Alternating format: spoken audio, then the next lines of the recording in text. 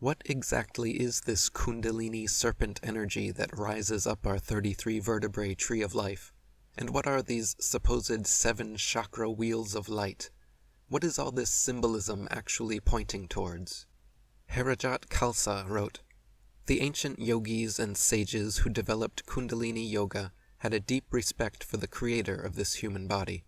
They knew in their profound devotion and worship that so perfect a creator could only have created perfection in design, function, and potential. Based on this respect, they sought knowledge of the totality of the human being. They researched the human ability to maintain good health, increase vitality, open consciousness, and expand the experience of the excellence of human life. Their research gave them a great understanding of the nervous system, glandular system, organ system, energy system, and brain. They learned how blood, nerves, muscles, organs, and glands all work together. They investigated the seen and the unseen, and the interrelationships between the physical and the subtle. From this research, they developed Kundalini Yoga. Kundalini Yoga is a highly evolved technology based on a thorough understanding of the ecology of the human body, how the breath affects the thinking, how the angle of a finger affects the pituitary gland. This technology works with the systems of the human body using the body's own means. Hand position, breath, posture, sound, and motion are employed in various ways to create the optimum balance among all the body's components. Until recent times, these techniques had been secret, taught only to a chosen few. When babies are born, their entire 33 vertebrae spinal column is loose, flexible, and independently operating. By adolescence, however, the first 4 vertebrae begin fusing into a single unit, known as the coccyx, and by early adulthood, the next 5 vertebrae fully fuse into another single unit, known as the sacrum. No longer able to move about freely and independently, various processes of the cerebrospinal system become constricted and deregulated, such as the relaxation response, hormone production, and the flow of spinal fluid. Ancient yogis also taught that the root of individuated consciousness, the divine essence within man, originates at our first chakra point, the perineum, nestled and stuck by the many fused vertebrae. This Kundalini energy desires to travel upward along the spine, illuminating the 7 chakra centers and resulting in a fully realized, individuated, enlightened being. Since the awakening of Kundalini requires extensive initiation, including meditation, breathing practices, advanced stretching, a plant-based diet, chastity, and other austerities, the majority of humanity remains unaware of this powerful, transformative energy to their own physical and spiritual detriment. Kundalini energy desires to climb our trees of life, but finds itself trapped by our fused lower vertebrae. So esotericists have long symbolized this with a serpent coiled around an egg 3.5 times. In order to uncoil the serpent from its nest egg and allow Kundalini to rise up the tree of life, the initiate must sincerely dedicate themselves to a variety of holistic, healthful practices and self-discovery through asceticism and introspection, which will begin the process of ascension. As Kundalini ascends, one by one, the 7 main energy centers of the body become illuminated, meaning the physiological and psycho-spiritual processes associated with each chakra become optimized. These 7 energy centers, all of which are located along the cerebrospinal column, corresponding directly to a major nerve ganglia, endocrine gland, or internal organ, and have actually been measured electromagnetically to produce 10-fold stronger biofields than non-chakra points. They each have physiological manifestations related to their location in the physical body, but also extend into the energy body, affecting us emotionally, psychologically, and spiritually as well. Muladhara, the red root chakra, is located in the perineum and relates to the gonads, adrenal medulla, and the pubococcygeus muscle that controls ejaculation. Psychologically, the root chakra controls security, survival, and the fight or flight response. Swadhisthana, the orange sacral chakra, is located in the sacrum and relates to the testes or ovaries, the genitourinary system, and the adrenals. Psychologically, the sacral chakra controls sexuality, relationships, violence, addictions, pleasure, creativity, and enthusiasm. Manipura, the yellow solar plexus chakra, is located in the solar plexus and relates to the metabolic and digestive systems, the pancreas and adrenal cortex. Psychologically, the solar plexus chakra controls power, will, fear, and anxiety. Anahata, the green heart chakra, is located at the thymus in the middle of the chest and relates to the immune, circulatory, and endocrine systems responsible for fending off disease, blood flow, and maturation of T cells.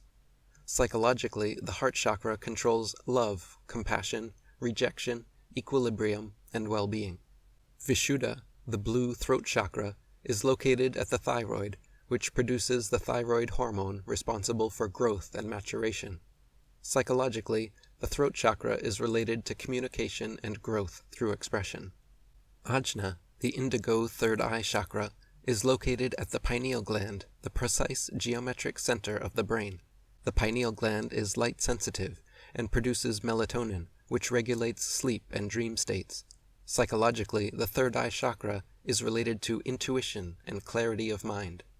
Sahasrara, the violet crown chakra, is located at the crown of the head and relates to the pituitary gland, which secretes hormones to control the endocrine system and connects to the central nervous system via the hypothalamus. Psychologically, the crown chakra is related to beingness, pure consciousness, and karma.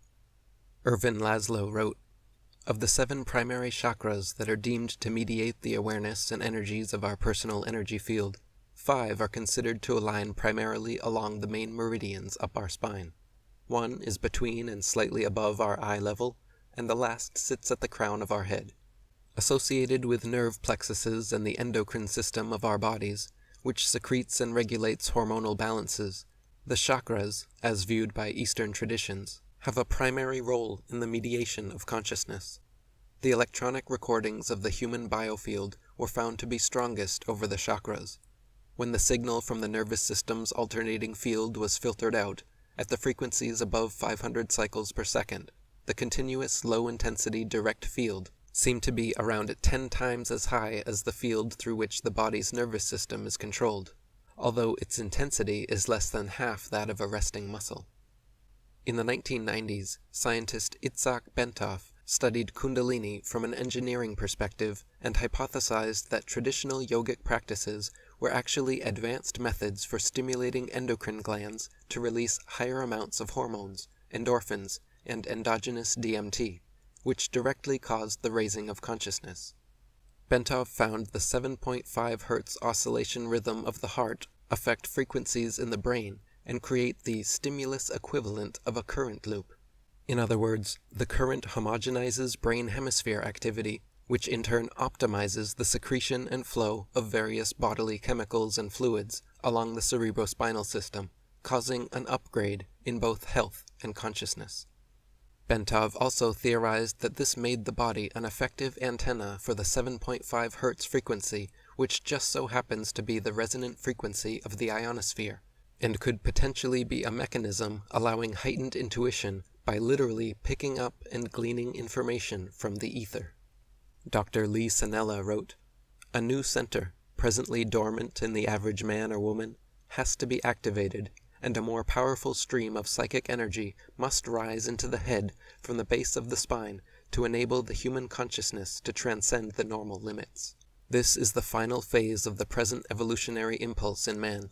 The cerebrospinal system of man has to undergo a radical change, enabling consciousness to transcend the limits of the highest intellect. Here, reason yields to intuition, and revelation appears to guide the steps of humankind.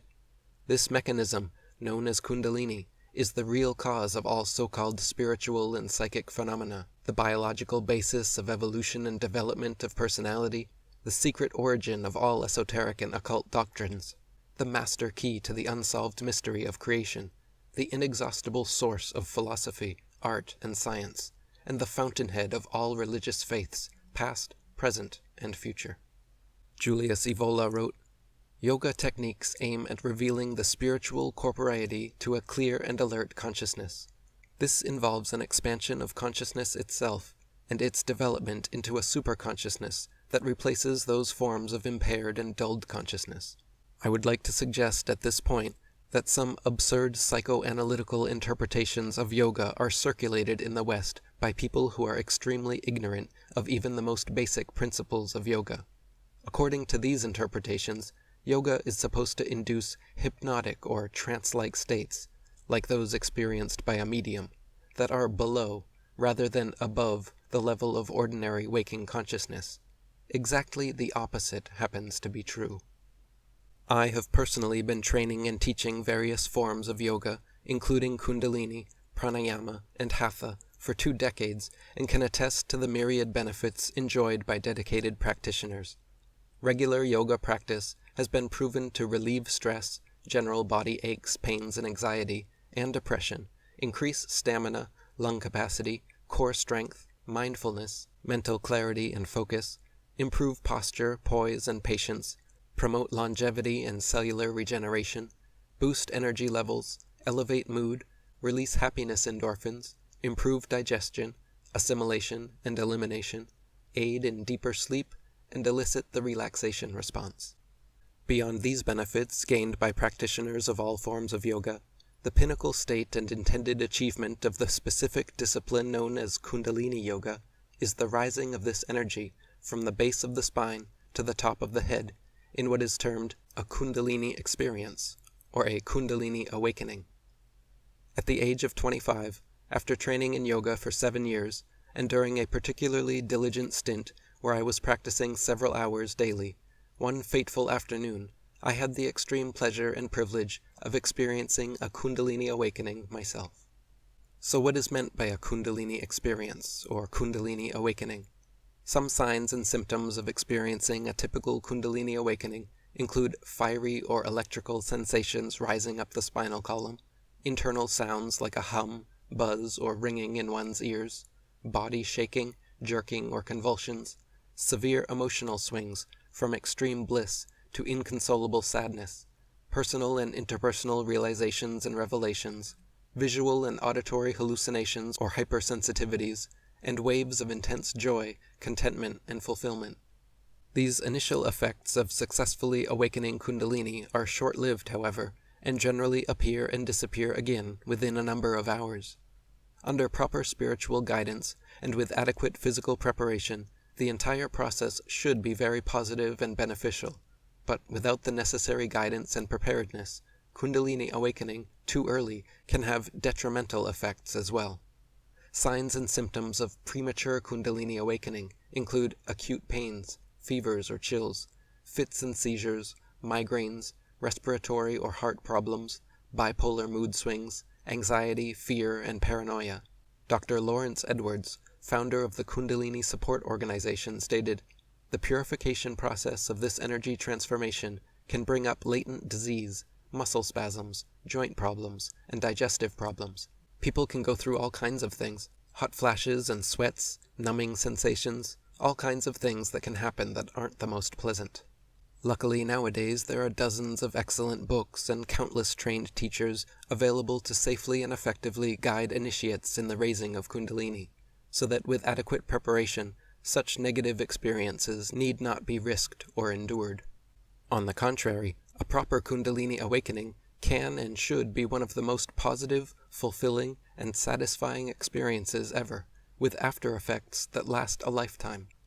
Tantra teacher Cara Lee Grant wrote that, "When Kundalini awakens, a person may experience deeper empathy with others, and this empathy can almost become telepathic. There is greater sensitivity, higher energy levels, sometimes psychic abilities or deep knowing. Aging can appear to slow down, creativity and charisma can increase, as can internal peace and knowing. There is a sense of being part of all that is. The greater mysteries of life are no longer mysteries." There are various systems and exercises within Kundalini Yoga which prepare the body for and aim to induce the Kundalini awakening process. Exactly how and when each individual will successfully achieve it depends on several subjective factors, making the journey different for everyone.